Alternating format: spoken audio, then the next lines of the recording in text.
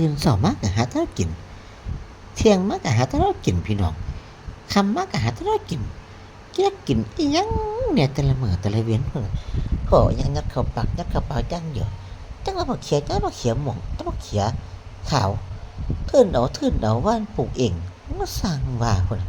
บักเขียยาวก็มีบักเขียม่วงก็มีพุ่นน่ะข้าวเหนียวเต็มกล่องโมกพวกพี่น้องโอ๊ยน่ะไผมากินน่าจักกับมาทัดมากินซอยแหน่นึ่งข้าวหลายแต่ละมื้อนึ่งข้าวหวานปานเฮ็ดนาเป็นพี่น้องเนาะนาก็เฮ็ดบ่เป็นดำก็ดำบ่เป็นลกกากะถอนบ่เป็นไถนาก็ไถบ่เป็นใครได้กินข้าวพี่น้องกินข้าวยัดข้าวว้ายไผว่ากินข้าวมันยากเด้อพี่น้องเนาะกินยัดเข้าไปเลยยัดเอายัดอ้าปากเลยยัดทั้งเอาวันไม่ก็เหลาทั้งกาดพี่น้องเนาะสร้างว่า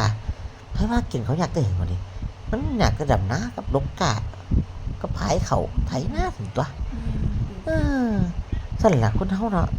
คันนำกินก็ว่ากินง่ายคันนำเฮ็ดก็ว่าเฮ็ดยากคันว่าเบิดเจ้อเบิดจังนะคนแต่ละคนนี่เนาะเอ้ยเนาะมาสร้างว่าพี่น้องกินก็บ่เอิ้นผู้ใดหมอนี่นำเอาพุ่นปากแดงจึงครึ่งว่ากินลาบงัวลาบควายมาโอ้ยเพิ่นทั้งขนมทั้งของหวานถึงกันคักถือกันคิงคักพุ่นน่ะโอ้ยเนาะหมอนี่แหมพุ่นน่ะแต่ว่าของหวานไม่หยังเนี่ยเต็มโต๊ะอยู่โอ้ยข้าวเหนียวกับกล่องบักใหญ่กินข้าวหลายปานข้าวเจ้าของหมอนี่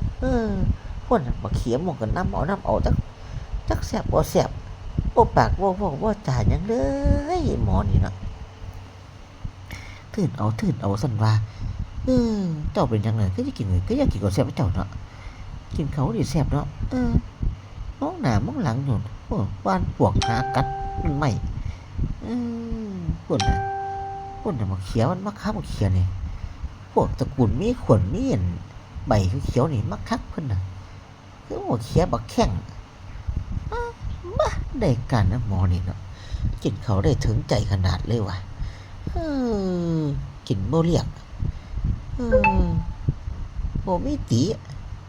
แต่ว่าบักเขียกับบักแข้งกินได้หมดปนกบปนปลาอ้อมกบอ้อมเขียดพูดน่ะบ่ผู้ใดว่ากินกันน่ะเอิ้นเขาเจ้ามากินข้าวเลยน่ะเว้าอยู่น่ะมันสร้างว่าพี่น้องเนาะอ้ายจะเป็นตานายบัดนี้มาฮอดแล้วมันก็กินข้าวบ่เว้าบ่จาบ่เอิ้นผู้ใดเลยพี่น้องโอ้ยมันเป็นนายชีวิตเฮานี่โอ้ยกินเพื่ออยู่บ่ได้อยู่เพื่อกินคือเก่าพี่น้องเอ้ยปิ้งไก่หอมๆปิ้งไก่หวานๆกินเข้าไปเนี่ยปิ้งไก่หอมอร่อยสดชื่นพี่น้องได้กินปิ้งไก่เนี่ยว่ามัน3 บาท 4 บาทแซ่บเป็นตาหน่ายหอมเป็นตาหน่ายพี่น้องสำหรับมื้อนี้บ๊ายบายครับมาสร้างว่า